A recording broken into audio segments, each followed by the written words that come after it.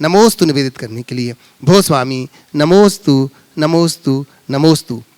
तो बंधुओं चलते हैं उन्हीं गुरुदेव के चरणों में जिन्होंने असंख्य भव्य जीवों को जो शंकाओं की नदी में बह रहे हैं उनको समाधान दिया है। जहां प्रश्न होंगे आपके और समाधान होगा सम्यक पूज्य गुरुदेव श्री प्रमाण सागर जी महाराज का। तो चलते हैं पूज्य गुरुदेव के चरणों में। आज प्रथम प्रश्न के रूप में मैं आवाज़ दे रहा हूं, हमारे बीच में श्रीमती सीमा जी छावड़ा कोलकाता से हैं। मैं निवेदन करता हूं आए प्रथम प्रश्न रखेंगे और इसी के बाद तैयार रहेगी बिटिया संपदा संदीप जी औरंगाबाद से, जो कि प्रामाणिक पाठशाला की बिटिया है।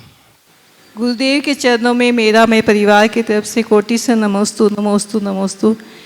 मंचा सिंह छिल्लक जी महाराज जी के चरणों में इच्छामी इच्छामी। महाराज श्री गृहस्थ जीवन के अर्थोपार्जन में अस्सी मसी कृषि वाणिज्य और विद्या और शिल्प में आया है कि नाई और धोबी का काम, तो क्या कहाँ तक उचित है महाराज जी? ये आजीविका के कर्म है, अगर ये कर्म करने वाले नहीं रहेंगे तो कैसे होगा। जैन धर्म में चारों वर्णों के लोग रहते थे और चारों वर्णों के लोग जैन धर्म का पालन करते थे और सब तरह का काम करते थे। तो महाराज जो पार्लर चलाते हैं उनसे तो बोले महाराज से आहार नहीं लेते हैं। ये आज की व्यवस्था है, अतीत की जो व्यवस्था थी वो चारों वर्णों की थी। ठीक है ना। नमोस्तु। आइएगा कुमारी संपदा संदीप जी जैन औरंगाबाद से, औरंगाबाद महाराष्ट्र से। महाराज जी के चरणों में नमोस्तु नमोस्तु नमोस्तु। सभी शुल्लक जी महाराज जी के चरणों में इच्छामी इच्छामी इच्छामी। महाराज श्री मेरा प्रश्न यह है, उपाध्याय पद क्या होता है और निर्यापक पद और उपाध्याय पद अलग अलग है क्या? उपाध्याय पद का मतलब है जो संघ में अध्ययन अध्यापन का कार्य करने वाले विशिष्ट ज्ञानी साधु। शास्त्रों के अनुसार उपाध्याय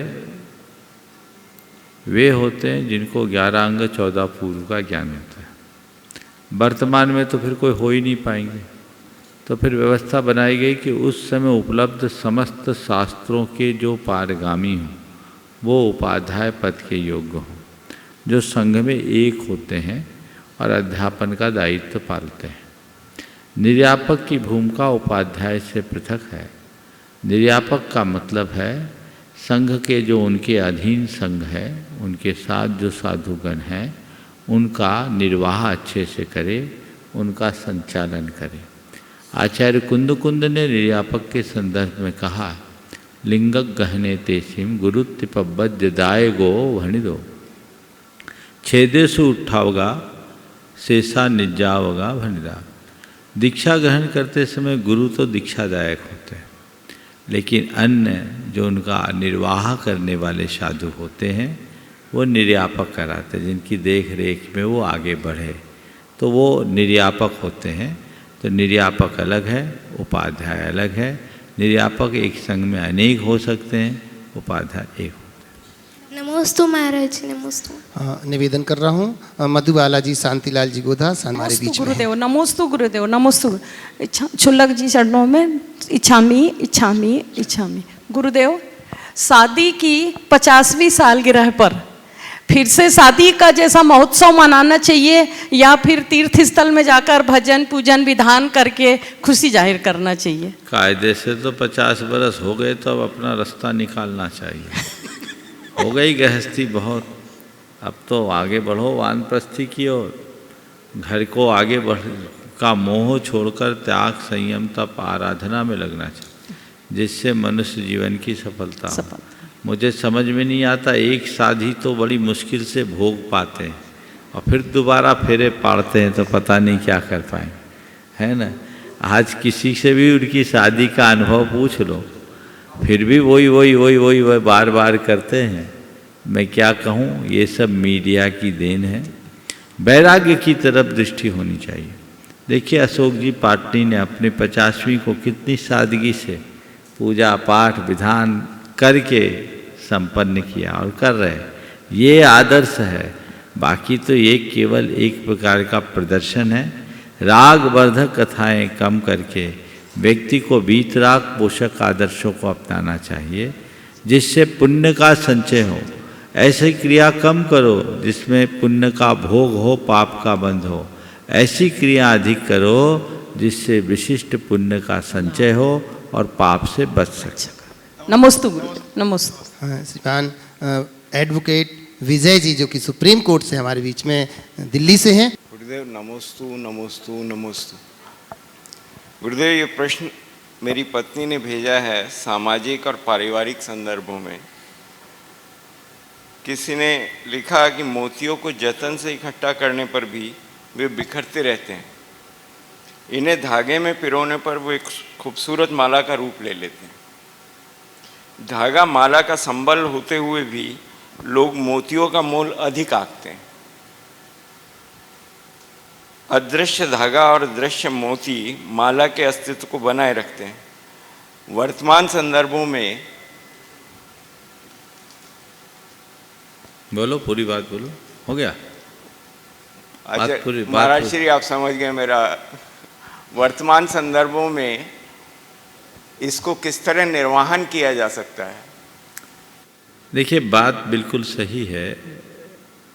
मोती बिखरते हैं और धागों में पिरो देने से माला बनकर निखरती। अदृश्य धागा और दृश्य मोती, मोती का मूल्य होता है। मैं तो ये समझता हूँ मूल्य उनका नहीं होता जो मूल्यवान है, मूल्य उनका होता है जिसके कारण किसी को मूल्य मिलता है। मोती बेशक मूल्यवान है, पर मोती से ज़्यादा मूल्य माला का है, और माला को मूल्य मिला है धागा से। तो मोती की तुलना में धागा का मूल्य कम नहीं है। हमें लगता है कि धागा का मूल्यांकन नहीं होता, मोती का मूल्यांकन होता है। जी मां। पर हम अगर बारीकी से देखें तो पूरी माला का मूल्यांकन होता है, और जब हम माला का मूल्यांकन करें तो धागा भी अपने आप को माला का अंग मान करके संतुष्ट होता है। उसे ये नहीं लगता कि मेरा मूल्यांकन कम हो रहा है। धागा स्वतंत्र में धागा है, लेकिन माला में तो वो भी माला का अंग है।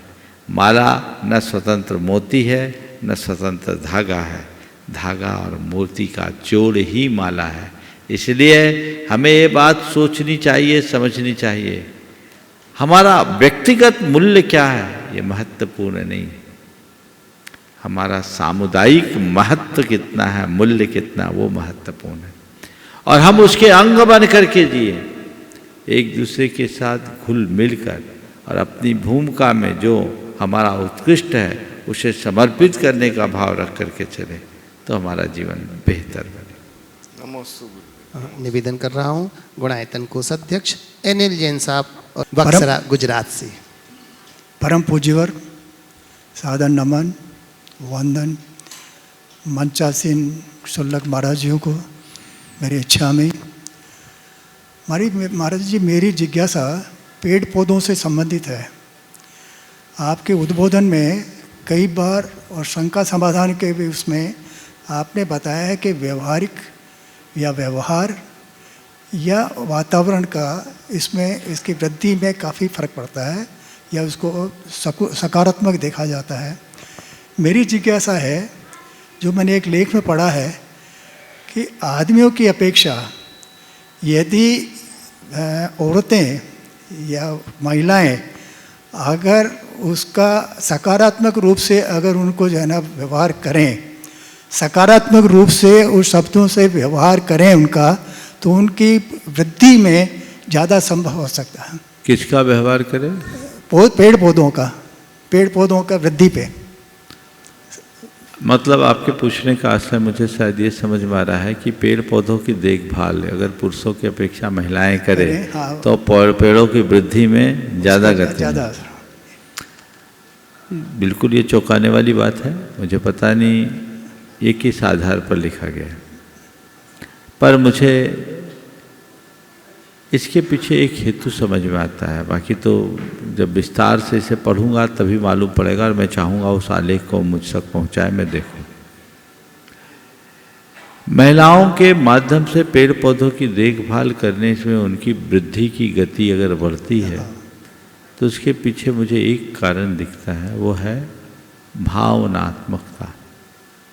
पुरुषों की तुलना में महिलाएं ज़्यादा भावना प्रधान होती हैं और पेड़ पौधों पर भावनाओं का बेहद असर होता है। ये अनेक शोधों में निकला प्रसिद्ध हो चुका है।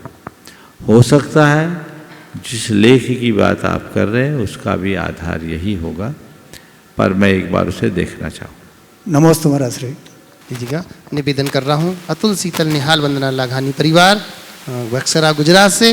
गुरुदेव के चरणों में हम सबका भावपूर्वक त्रिबार नमोस्तु नमोस्तु नमोस्तु और सभी शुल्लक महाराज जी के चरणों में इच्छा में। गुरुदेव, मुंह पर तारीफ करने वाले लोग तो बहुत मिल जाते हैं, अगर पीठ पीछे हमारी तारीफ हो तो हमें पता चले कि हमारा जीवन कैसा था।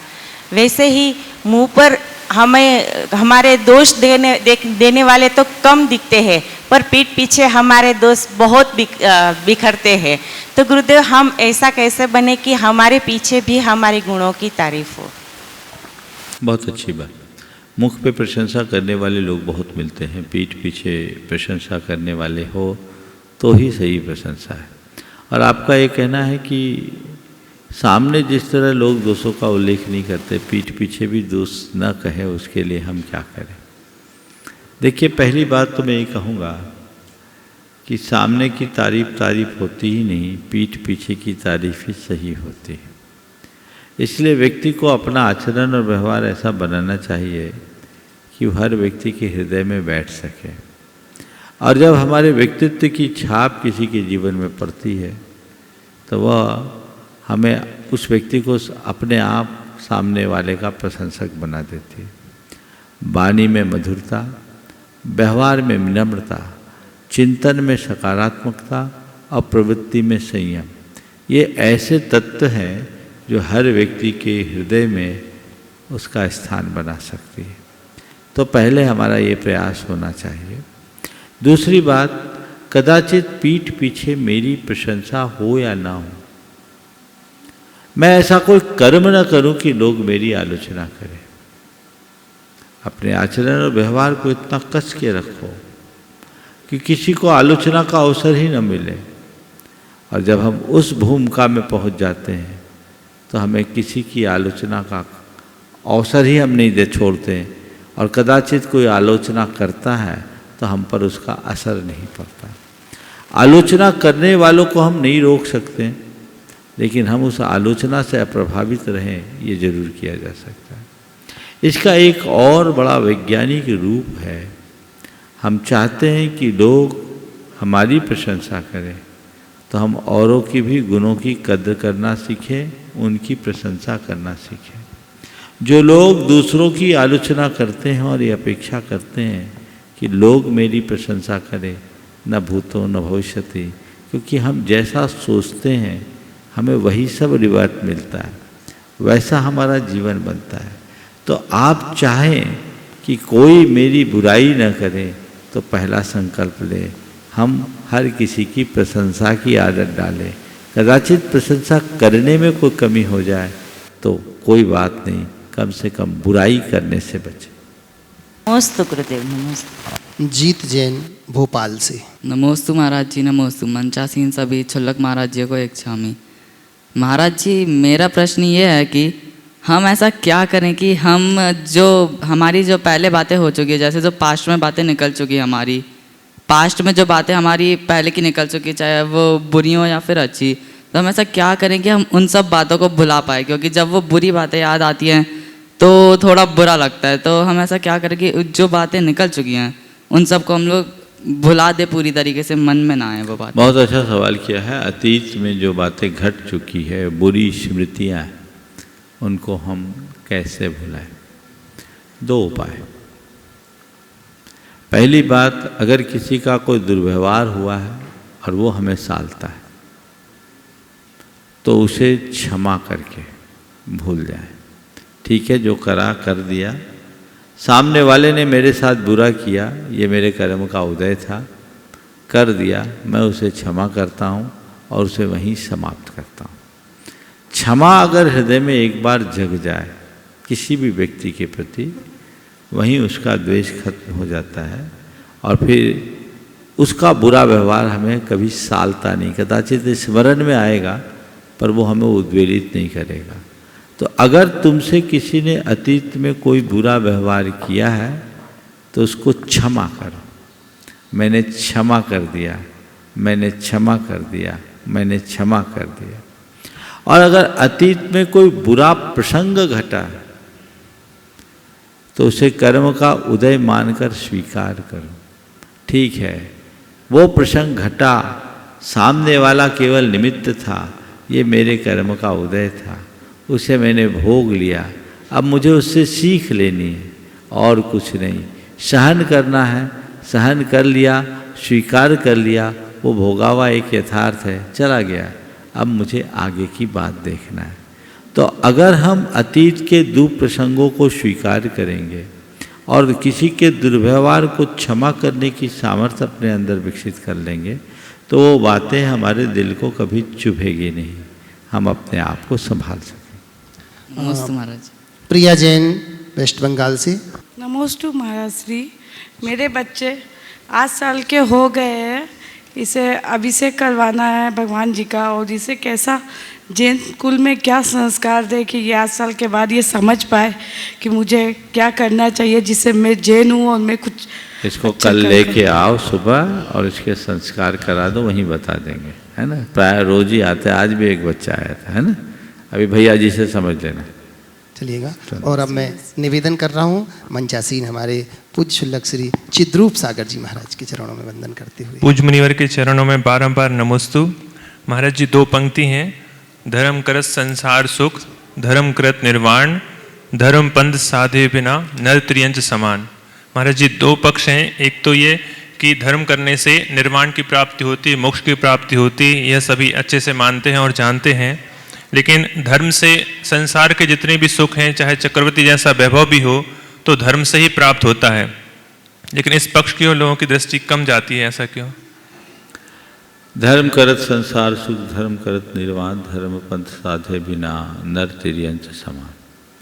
आपका बिल्कुल ठीक कहना है कि धर्म से निर्वाण होता है तो संसार का सुख भी धर्म से ही मिलता है।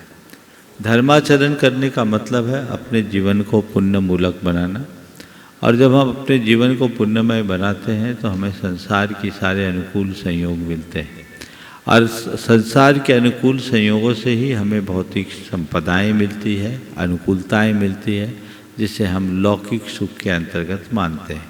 तो ये तो हमें समझना ही चाहिए, जड़ है, जड़ हरी रहेगी तो पेड़ हरा रहेगा, जड़ सूख जाए तो पेड़ को सूखने से कोई नहीं बचा सकता। ये हर मनुष्य को समझना चाहिए कि मेरे जीवन में जो कुछ भी अनुकूलताएं हैं ये मेरे पूर्व के किए हुए सुकृत का फल है, और अच्छा कर्म करना ही हमारा धर्म है।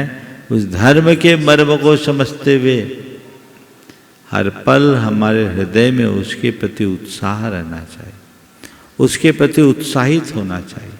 मनुष्य के जीवन में बड़ी एक विडंबना दिखती है, जब उसका पास अनुकूलता होती है तो वो धर्म के विषय में ध्यान नहीं देता। धर्म उसे तब याद आता है जब उसके जीवन में कोई कठिनाई होती है, संकट होता है, परेशानियाँ आती है। लेकिन व्यक्ति को समझना चाहिए कि प्रतिकूलता के समय में धर्म करने की बात बहुत बड़ी बात नहीं है। धर्म तो अनुकूलता में करने की चीज़ है। चक्रवर्ती आदि राजा महाराजा विशिष्ट धर्मी होते थे, उन्हें किसी चीज़ का अभाव नहीं रहता था, लेकिन उन्हें एक बात का पता था, वह बीज राख फल भोगवे, जो किसान जगमाही, त्यों चक्रे निपसुख करे धर्म विचारे नाहि। उन्हें पता था कि कोई कुशल किसान फसल बोता है, उगती है, और उगे हुए फसल का उपभोग भी करता है, पर बीजों को पहले बचा लेता है, क्योंकि तैयार फसल के साथ, फसल के उपभोग के साथ यदि बीज का भी भक्षण करेगा तो आने वाले दिनों में उसे भूखे मरना पड़ेगा। तो किसी भी हालत में वो बीज का उपभोग नहीं करता। तो ये हमारे जीवन के जितने भी अनुकूल संयोग हैं वे पुण्य के बीज से फले हैं, और ये पुण्य का बीज धर्म के परिणाम से प्रकट होता है। इस रहस्य को जानने वाला मनुष्य कभी भी धर्म विमुख नहीं होता, अपितु हर पल धर्माचरण के लिए ही उत्साहित रहता। और अब मैं निवेदन कर रहा हूँ पूज्य समादर सागर जी महाराज के चरणों में वंदन करते हुए। हे भगवान, आपके चरणों में नमस्तु। प्रश्न ये है कि जब देखते हैं कि भगवान के समूह क्षण में लोग साथ में बैठते हैं, वहाँ पर जो शत्रु होते हैं बैरी, वो भी साथ बैठ कर के लाभ लेते हैं। तो जी प्रश्न ये है, वर्तमान में कोई सामूहिक कार्य किए जाए, जैसे कि स्वाध्याय, पूजा, अभिषेक और यात्रा, तो इनका क्या फल है और इनके करने से उस जीव के जीवन में क्या लाभ मिलता है?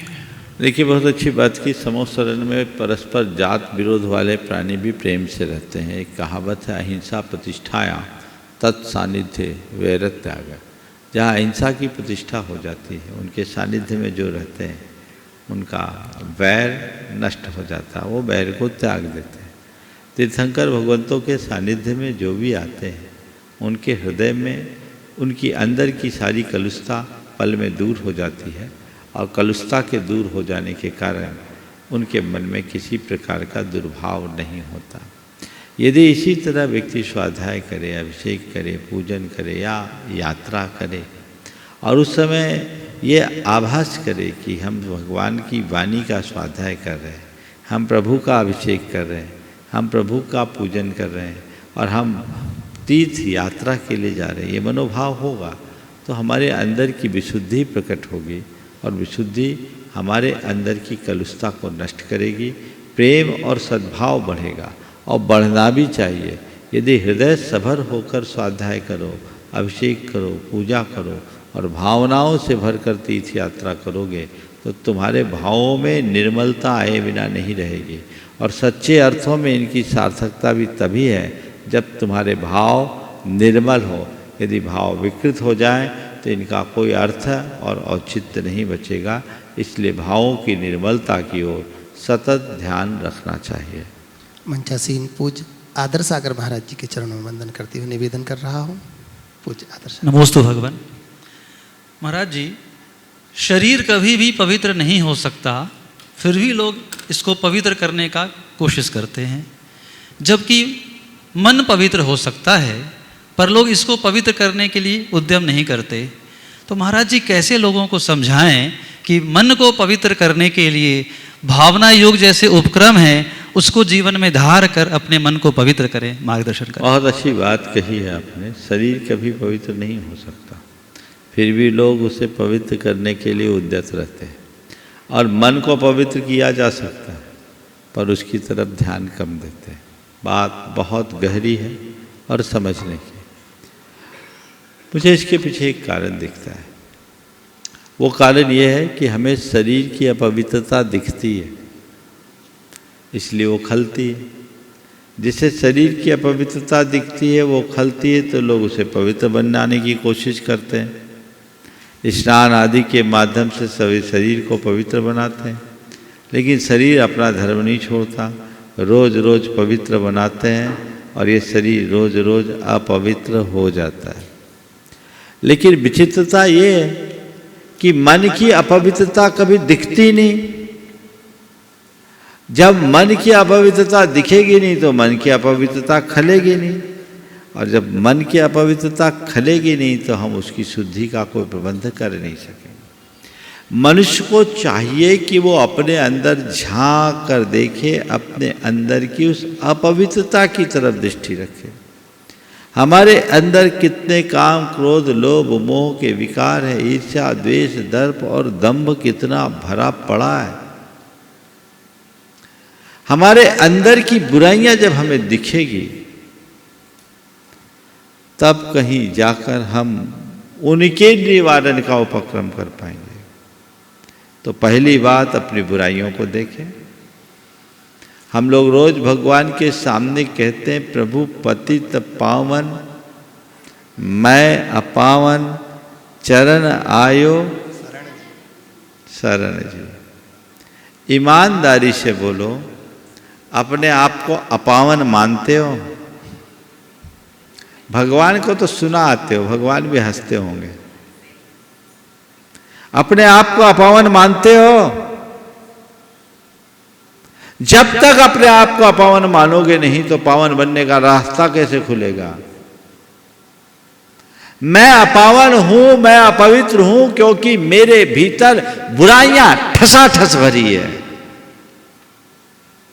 इसका एहसास? जब एहसास होगा तभी प्रयास होगा। तो मेरे अंदर बुराइयां हैं, मैं पापी हूं, दुरात्मा हूं, दुष्ट हूं। ये मेरे अंदर की दुर्बलताएं मेरे भीतर ठूस ठूस कर भरी है, मुझे इनका निवारण करना है। और ये निवारण कोई कठिन काम नहीं, बड़ी आसानी से हो। तन धोने के लिए 2 लोटा पानी चाहिए, उससे तन साफ होता है, फिर गंदा हो जाता है। मन के लिए कुछ नहीं चाहिए, तत्व ज्ञान की हल्की सी धारा चाहिए। एक बार साफ हो गया तो फिर कभी नहीं होगा। हमारे चित्त में जन्म जन्मांतरों की गंदगी है, उसके साफ स्वच्छता के लिए हमें सतत प्रयास करने की आवश्यकता है। सतत प्रयास करें। अभी महाराज जी ने भावना योग की बात की। भावना योग तन को स्वस्थ, मन को मस्त और चेतना को पवित्र करने का अभिनव प्रयोग है। जीवन में व्यापक बदलाव लाने का एक श्रेष्ठ उपक्रम है। प्रयास करें। जो लोग नियमित भावना योग कर रहे हैं वो अपने जीवन में बहुत बड़ा रूपांतरण महसूस कर रहे हैं। आप भी कर सकते हैं, आपके अंदर भी ऐसी शुद्धि घटित हो सकती जो जीवन को सहजता और सकारात्मकता से सराबोर करे, जिससे जीवन का पथ बेहतर और पवित्र बन सके। ये उपक्रम हो सकता है। तो उसके लिए सतत उपक्रम कीजिए, लगे रहिए, चलते रहिए। भावना योग का एक अभी शिविर की चर्चा आप सबसे बताई गई, मुझे जैसे जानकारी दी गई, बहुत थोड़े से नाम बचे, आप लाभ लीजिए। एक जिन लोगों को भावना योग का अनुभव है वो अच्छी बात है, जिन्हें भावना योग का अनुभव नहीं है वो 3 दिन के शिविर में आए, जीवन में बड़ा बदलाव आएगा। और इस बार का भावना योग एडवांस स्टेज का होगा। जो आप प्रमाणिक ऐप के माध्यम से या यूट्यूब के माध्यम से भावना योग करते हैं वो तो रूटीन का भावना योग है। इस बार मैं चाहूँगा कि आपके रोज़मर्रा के जीवन में आगत समस्याओं के निवारण के लिए भी कुछ सूत्र दूँ, और वो लाभ उनको ही मिलेगा जो यहाँ प्रत्यक्ष उपस्थित होंगे। इसलिए इसका लाभ लेना चाहिए।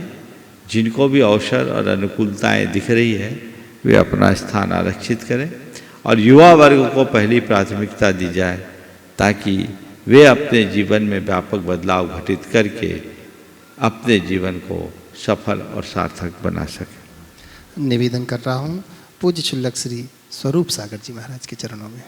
महाराज श्री के चरणों में बारंबार नमोस्तु। महाराज श्री, आज तत्व विद्या की क्लास में संलेखना का प्रकरण चला था और संलेखना के 4 कारण बताए, उपसर्ग, दुर्भिक्ष, वृद्धावस्था और असाध्य रोग। तो मेरा प्रश्न महाराज श्री उपसर्ग से संबंधित है कि जैसे किसी के जीवन में ऐसी परिस्थिति आती है, कोई दुर्घटना घटती है कि प्राणों का संकट है, तो उस समय क्या किया जाए ताकि संलेखना अच्छे से हो, निर्विकल्पता से हो, और ऐसी संलेखना धारण करने का पात्र कौन है महाराज? देखिए, हमारे शरीर में कोई रोग आ जाए तो हमें पता लग जाता है, धीरे धीरे उसको हम या तो चिकित्सा करते हैं या संलेखना करते हैं तो वो कर ले। बुढ़ापे में भी संलेखना में क्रम होता है। दुर्भिक्ष आदि आ जाए उसमें भी उपसर्ग एक प्रकार का है, दुष्काल है, तो हम क्रम से संलेखना कर सकते हैं। लेकिन उपसर्ग तो अचानक आता है, और अचानक आए उपसर्ग में हमारे पास तैयारी करने का ज़्यादा अवसर नहीं मिलता। तो उस समय क्या करें? तो शास्त्रों में 2 प्रकार की विधि बताई, बृहद प्रत्याख्यान और संक्षेप प्रत्याख्यान। बृहद प्रत्याख्यान यानी जो संलेखना की प्रोसेस बताई गई है, प्रक्रिया बताई गई है, उस प्रक्रिया के तहत एक लंबे समय तक विधि पूर्वक संलेखना को संपन्न करना। संक्षेप प्रत्याख्यान अचानक बन गई परिस्थिति जिनमें मृत्यु सामने है, उस घड़ी में किया जाता है। अचानक मान लीजिए कोई एक्सीडेंट हो जाए, आप जा रहे हैं, सामने से मान लो शेर आता दिखे और वो अटैक करने की स्थिति में, तो उस समय मन ही मन संकल्प करे, सब जीवों से क्षमा करे, सब जीवों को क्षमा करे, क्षमा मांगे, और जब तक ये उपसर्ग का निवारण नहीं हो जाता तब तक के लिए चारों प्रकार के आहार का त्याग और आत्मस्थ हो जाना, ये संक्षेप प्रत्याख्यान है। और ऐसा किया जा सकता है। उस अवधि में यदि प्राणांत हुआ तो वो भी संलेखना मानी जाएगी। समझ गए? संक्षेप प्रत्याख्यान जागरूकता के साथ गया, बोधपूर्वक हमने शरीर छोड़ा है, तो ये संक्षेप प्रत्याख्यान की विधि। कहीं कुछ हो जाए, अचानक भूकंप आता है, तुम भाग रहे हो तो भी फंसोगे, मरोगे, तो भागो मत, जागो, जो है उसका स्वागत करो, भगवान का नाम स्मरण करो, आत्मा का ध्यान करो, और ये सोचो जाएगा तो ये शरीर जाएगा, आत्मा का तो बाल बांका होने वाला नहीं है। इस अवधि में यदि आयु कर्म का अंत हो गया, जाओगे भी तो अमर हो जाओगे, कहीं कुछ गड़बड़ नहीं होगा। तो ये संक्षेप प्रत्याख्यान, समझ गए? और हमें ऐसा संक्षेप प्रत्याख्यान का रास्ता अपनाना चाहिए। संघ के एक महाराज जी बिहार कर रहे थे और वो आचार्य महाराज के साथ थे, उड़ीसा की बात है, बहुत पुरानी, नाम नहीं ले रहा हूँ। वो महाराज जी थोड़े पीछे रह गए, तो कुछ उपद्रवी टाइप के लोग आ गए, उनने महाराज पर अटैक करने के भाव से इकट्ठे हुए 5-7 और परेशान करने की भावना में थे। महाराज ने देखा ये तो उपसर्ग है, कोई उपाय नहीं, उन्होंने पिच्छी उठाई, आवर्त किया और सब जीवों से क्षमा मांगकर क्षमा करने के लिए किया और संक्षेप प्रत्याख्यान किया। और मुख से अपना जो भाव था उनने बुदबुदाया, उनने सोचा ये बाबा कोई मंत्र फूंक रहा है, कहीं गड़बड़ ना हो जाए, सब भाग गए। जब सब चले गए महाराज ने देखा लाइन क्लियर आ गया।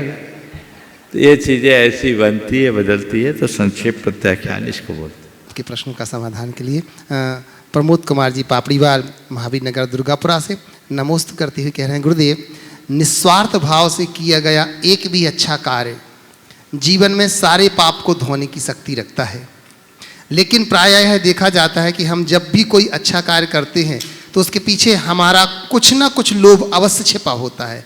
प्रश्न यह है कि हम बिना किसी स्वार्थ के अच्छे कर्म करने के लिए अपने आप को किस प्रकार से तैयार करें? बिना किसी स्वार्थ के अच्छे कर्म करने के लिए अपने आप को किस प्रकार तैयार करें? देखिए, आप कोई भी अच्छा कर्म करो, सबसे पहले उसके प्रयोजन को देखो। इस कर्म में मेरा हित है, ऐसी बुद्धि रखो। दूसरी बात, कर्तव्य भाव से कर्म करो, कर्तापन से नहीं। मेरे पास अनुकूल संयोग है, अच्छी बुद्धि है, साधन संपन्न है, मैं इनका सदुपयोग कर रहा हूँ, जो मुझे सुयोग मिला उसका मैं प्रयोग कर रहा हूँ और मैं इसमें निमित्त हूँ, ये मेरे जीवन को कृतार्थ करने का एक माध्यम है। ऐसा भाव मन में जगाओ। ऐसा भाव मन में जगाने से हमारे हृदय में न अहंकार आएगा और न ही किसी प्रकार की क्षुद्रता आएगी। तीसरी बात, जीवन की नश्वरता को समझो। जीवन क्षणभंगुर है और जीवन के साथ जुड़े हुए सारे संयोग भी क्षणभंगुर है। आज हैं, कल रहे न रहे, इसलिए मुझे इनको सार्थक करना है। और चौथी बात कि हमेशा अपने हृदय में पाप का डर रखो। पाप के डर से प्रेरित होकर कोई काम करोगे तो कभी भी इस तरह की क्षुद्र बातें हावी नहीं होगी और जीवन का पथ प्रशस्त होगा। प्रकाश जी पाटनी अजमेर से नमोस्तु करते हुए कह रहे हैं, गुरुदेव, अवसर निकल जाने के बाद हमें अफसोस होता है कि हमने अपने अवसर को खो दिया है। तो गुरुदेव, मेरी शंका यह है कि अवसरों के साथ यह परेशानी क्यों होती है, वह हमें बता करके क्यों नहीं आती। अवसर निकल जाने के बाद हमें अफसोस होता है कि हमने अवसर खो दिया। आपने पूछा अवसरों के साथ ऐसी परेशानी क्यों होती है, वो हमें बता के क्यों नहीं आती। हर अवसर बता के आता है पर हमें पता नहीं लगता। अवसर बता के आता है पर हम उसे पहचान नहीं पाते। जिस दिन हम पहचानने की कला सीख लेंगे तो हम किसी अवसर को खोएंगे नहीं। हमारे मन का प्रमाद, हमारे अंदर का आलस्य, हमारे जीवन में घटित प्रसंगों में जो भी अवसर होते हैं उन्हें पहचानने की बुद्धि ही नहीं देता। पहचानने की दृष्टि न होने के कारण व्यक्ति अवसर का लाभ नहीं उठा पाते। जब अवसर बीत जाता है तब समझते हैं कि मैंने खो दिया। अब मैं आपसे कहता हूँ, जीवन के हर क्षण को एक अवसर मानो। हर पल एक नया अवसर है, हम उसका फायदा तो उठाएं। यदि व्यक्ति अपने जीवन के हर क्षण को सार्थक करने के लिए संकल्पित हो जाए तो फिर उसे किसी अवसर को खोने का अफसोस करना ही नहीं पड़ेगा। पर कहाँ है, कितने लोग हैं जो अपने जीवन के एक एक क्षण को मूल्यवान मानते हैं। क्या क्षण कीमती नहीं है? हमारा हर क्षण मूल्यवान है और अगर हम इन क्षणों का सार्थक उपयोग करेंगे तो कभी भी अवसर खोने की शिकायत नहीं होगी। जब निकल जाता है समय तब लोग सोचते हैं हाय मैं कुछ कर नहीं पाया, हाय मैं कुछ कर नहीं पाया। काश समय रहते जागे तो ये बात नहीं। नितिन जैन बिनौली बागपत से नमोस्तु करते हुए कह रहे हैं, गुरुदेव, एक बार दो बच्चे सब्जी बेच रहे थे। किसी ने पूछा पालक है क्या? बच्चे ने जवाब दिया पालक होता तो सब्जी नहीं बेचते। तो महाराज श्री, मेरी शंका यह है कि फिर भी लोग ऐसे अनाथ बच्चों से सामान खरीदते समय इतना मोलभाव क्यों करती हैं? कृपया मार्गदर्शन। क्या बात, पालक है क्या? पालक होते तो सब्जी नहीं बेचते। लोगों की एक प्रवृत्ति है, करोड़पति आदमी भी सब्जी लेगा तो पूरी तौल तुलवाने के बाद 2 भिंडी जाली लेगा। तुम्हारी दुकान में कोई 1 इंच इधर से उधर नहीं कर सकता, लेकिन सब्जी के पास सब्जी लेते समय तुम अपनी औकात प्रदर्शित कर देते हो। तुम किसी से कुछ और ले रहे हो यानी वो तुमसे बड़ा हो गया। व्यक्ति को बड़ी सोच रखनी चाहिए। जहां पैसा बचाना है वहां बचाने का उपक्रम करो, पर ऐसी जगह व्यक्ति के हृदय में उदारता का भाव होना चाहिए। लेकिन मुझे एक बात दिखती है कि लोग कमज़ोर को दबाने की कोशिश करते हैं और उससे फ़ायदा लेते हैं। यही हमारी दुर्बलता है।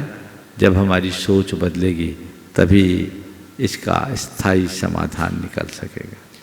सुभाष जी चौधरी जोधपुर से नमोस्तु करते हुए कह रहे हैं, गुरुदेव, मेरी जिज्ञासा यह है कि कोई भरोसा पाने के लिए रोता है तो कोई भरोसा करके रोता है। तो महाराज श्री, हमें कैसे लोगों पर भरोसा करना चाहिए? कृपया समाधान कीजिए। बहुत अच्छा वाक्य है। कोई भरोसा पाने के लिए रोता है और कोई भरोसा करके रोता है। देखिए, मैं तो आपसे ये कहूँगा, भरोसा पाना बहुत कठिन है और सही व्यक्ति का भरोसा पाना और कठिन है। तो आप किसी का भरोसा पाना चाहते हो तो अपने आप को वैसा बनाओ। गुरुदेव का एक बहुत अच्छा हाइकू है, मत दिलाओ विश्वास, लौट आता व्यवहार से। मत दिलाओ विश्वास, लौट आता व्यवहार से। तुम्हें विश्वास दिलाने की जरूरत नहीं है, तुम अपना व्यवहार ऐसा करो कि लोग तुम पर विश्वास कर सके। यदि तुम्हारे जीवन में प्रामाणिकता होगी तो तुम्हारी विश्वसनीयता बढ़ेगी। तुम्हारा आचरण और व्यवहार वैसा होगा तो लोगों का तुम पर भरोसा होगा। तो तुम चाहते हो कि लोग तुम पर भरोसा रखे तो तुम्हें चाहिए कि तुम उस लायक बनो। एक दिन नौकर ने मालिक से कहा कि मालिक, आपके पास 20 बरस से काम कर रहा हूं पर अभी तक आपको मुझ पर भरोसा नहीं। मालिक ने कहा, तुझ पर भरोसा नहीं होता तो तुझे तिजोरी की चाबियां कैसे देता?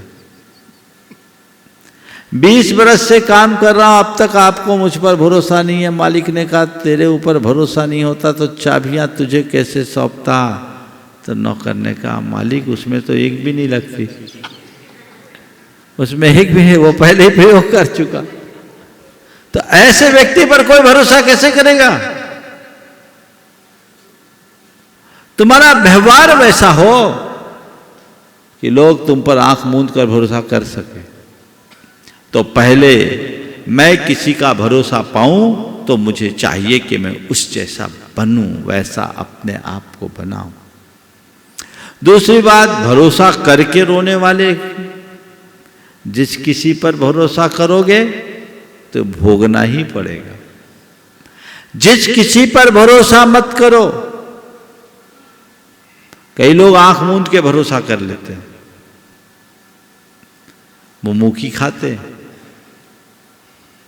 भरोसा कर लिया, बड़ी बड़ी डील कर लेते हैं, बड़े बड़े। एक व्यक्ति ने, एक युवक ने मुझसे कहा, उसने अपने मित्र को 30 लाख रुपए दे दिए, बिना लिखा पढ़ी के दिए। बाद में उसने धोखा दे दिया। अब वो रो रहा है, परेशान। उसकी धर्मपत्नी ने कहा, महाराज समझाइए, सो नहीं पाते। मैंने पूछा, भैया क्या हो गया, कैसे कर दिया? कोई डॉक्यूमेंट्स है तेरे पास? बोले कुछ नहीं महाराज जी, मेरे पास कोई डॉक्यूमेंट नहीं। क्यों दिया? महाराज दोस्त था, उसको चाहिए था, मेरे पास सरप्लस थे, मैंने दे दिया। बोले भाई दे तो दिया, इतनी बड़ी रकम दी तो तुझे पहले आगे पीछे सोचना चाहिए, उसका रिकॉर्ड भी देखना चाहिए। तुम बिना जांचे परखे ऐसा करोगे तो फिर तो ये भोगना ही पड़ेगा। कभी भी किसी व्यक्ति पर जल्दी भरोसा मत करना, शंका भी मत करना, पर जल्दी से भरोसा मत करना। उसको जांचना, परखना, फिर देखना। जो तेज लोग होते हैं ना, वो जल्दी किसी पर भरोसा नहीं करते, व्यक्ति को बहुत बारीक नजर से देखते हैं। एक कंपनी में एक जनरल मैनेजर की जरूरत थी। एचआर से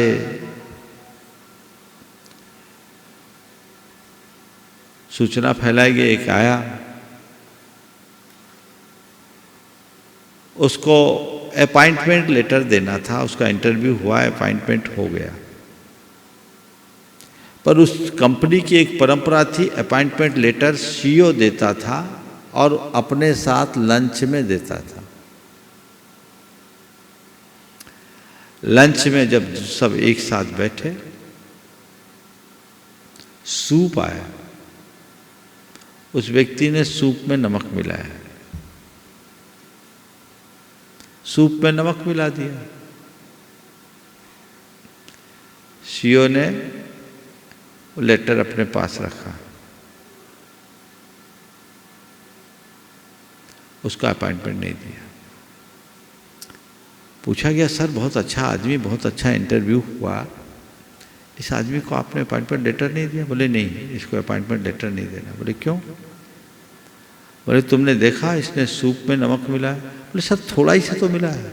सवाल थोड़े सा नहीं है, इसने सूप को चखे बिना नमक मिलाया, इसका मतलब ये आदमी परखे बिना काम करने वाला है, और जो बिना परखे काम करेगा वो हमारी कंपनी में काम का नहीं होगा। व्यक्ति को पहचानने की एक कला, ऐसी बारीकी होनी चाहिए। चाहे जिस पर विश्वास कर लोगे तो फिर तो रोना ही पड़ेगा। गुरुदेव का एक अच्छा हाइकू है, आंखें ना मूंदो ना ही आंखें दिखाओ। आंखें ना मूंदो ना ही आंखें दिखाओ, सही क्या देखो। न तो आंख मूंदो न किसी को आंख दिखाओ। चौकन्ना रहो, जागरूक रहो, चीज़ों को समझ करके चलो, तो कभी रोना नहीं पड़ेगा। और लालच में फंसोगे, अंधविश्वास में फंसोगे तो रोए बिना और कुछ नहीं होगा। बहुत सारे लोग होते हैं लालच में जिस किसी पर भरोसा करते हैं और सिर पीटते रह जाते हैं, हाय अब क्या हो गया, उसने तो मुझे चूना लगा दिया। तो लगवाया किसने था? सजग रहना चाहिए, तभी कुछ अच्छा कर पाए। डॉक्टर संजीव जी प्रचंडिया, अलीगढ़ उत्तर प्रदेश से, ट्रस्टी गुणायतन और सेवायतन नमोस्तु निवेदित करते हुए कह रहे हैं, गुरुदेव सत्य सभी को प्रिय है, झूठ को कोई नहीं चाहता, किंतु जब वह परोसा जाता है तो बहुत कम लोगों को इसका स्वाद पसंद आता है, ऐसा क्यों है गुरुदेव? सत्य सभी को प्रिय है, झूठ को कोई नहीं चाहता, फिर भी सत्य जब परोसा जाता है तो बहुत कम लोगों को उसका स्वाद पसंद आता है। ऐसा है, जिन लोगों के जीभ में जंक फूड और फास्ट फूड का स्वाद चढ़ जाता है ना, उनको नेचुरल फूड पसंद ही नहीं आता। असत्य का जायका इतना गहरा हो गया कि लोगों को सत्य का स्वाद आता ही नहीं। तो अपनी जिह्वा को ठीक करना होगा, उसका अभ्यास बदलना होगा। जब तक मनुष्य की सत्य के प्रति निष्ठा नहीं जगती तब तक वो सत्य का आनंद नहीं ले सकता। लोग सत्य के गीत गाते हैं पर झुकाव असत्य की ओर रखते हैं। जब तक ऐसा होगा हम अपने जीवन को सत्य में नहीं बना सकेंगे। हमारा श्री इंदिरा जैन आपके चरणों में वंदन करते हुए कह रहे हैं, प्राय किसी देश के अधिपति को या राजा को महाराज कह करके संबोधित किया जाता है। जैन धर्म में मुनियों को महाराज कह करके संबोधित किया जाता है, तो प्रश्न यह है कि मुनियों को महाराज क्यों कहते हैं और यह उपाधि मुनियों को कब और किसके द्वारा मिली? बहुत अच्छा सवाल है। मुनियों को महाराज क्यों कहते हैं? पहले मैं कहूँगा लोक में राजाओं को महाराजा क्यों कहते हैं? क्योंकि उनका किसी देश किसी दुर्ग पर आधिपत्य होता है। जिसका किसी देश और दुर्ग पर आधिपत्य हो वो राजा है, वो महाराजा है ना। तो इनका आधिपत्य कुछ जमीन के टुकड़े पर है और मुनियों का आधिपत्य पांचों इंद्रियों के विषयों पर है। जिनका पांच इंद्रिय के विषय और मन पर आधिपत्य है, यदि उसे हम महाराजा कह दें तो क्या बुराई है? उस राजा का राज्य तो बहुत सीमित है पर मुनियों का साम्राज्य बहुत विस्तृत है। इसलिए मुनियों के साथ महाराज शब्द लग गया। ये कब से चलन हुआ है तो मुझे नहीं मालूम, लेकिन यदि मुनि महाराज को महाराज कह दे तो कोई बुराई इसमें प्रतीत नहीं। हालांकि झारखंड बिहार में महाराज से बड़ी दिक्कत होती है। यहाँ महाराज खाना बनाने वाले को भी कहते हैं। तो एक बार बड़ा विचित्र प्रसंग घटा। मैं यहीं झारखंड में एक स्थान में था, तो किसी को जाना था, तो पूछा भैया तुम्हारा टिफिन बना कि नहीं बना? बोले नहीं लिया। बोले जाओ महाराज से ले ले। अब एक दूसरा व्यक्ति सुन लिया, वो मेरे पास आया, बोले महाराज आप लोगों को जाने का टिफिन भी देते क्या? हमने बोला भैया ये झारखंड है, मध्य प्रदेश नहीं, वो एमपी का आदमी था। हमने कहा झारखंड है, मध्य प्रदेश नहीं है, यहाँ रसोइये को भी महाराज बोलते हैं। अब उसे महाराज क्यों बोलते हैं, राज की बात है। क्योंकि पुराने समय में रसोइये प्रायः ब्राह्मण होते थे और आज भी हमारे देश में गांवों में ब्राह्मणों को महाराज का संबोधन दिया जाता है, एक विशेष आदर की अपेक्षा। इसलिए चलन आ गया कि महाराज महाराज महाराज। तो इस तरफ मुनि महाराज को महाराज कहो और रोटी खिलाने वाले को महाराज कहो, बराबर हो गया, तो बड़ा गड़बड़ हो जाता है। इसलिए फिर गुरुदेव कहो तो ज़्यादा अच्छा है या मुनिराज कहो तो ज़्यादा अच्छा है। ये चीज़ों को देश काल देख करके प्रयोग में लाना चाहिए। वो भाई अगर मुझसे नहीं पूछता तो जाके गांव में यही बताता, महाराज तो सबको अपने हाथ से टिफिन बांट रहे थे, महाराज का बड़ा वात्सल्य है। और पता नहीं क्या क्या जोड़ देता, तो हमारा भी बंटाधार हो जाता। ऐसी बातों से व्यक्ति को बहुत सजग और सावधान होना चाहिए। कहाँ कब क्या संबोधन करना है, ये बहुत विचार कर करना चाहिए।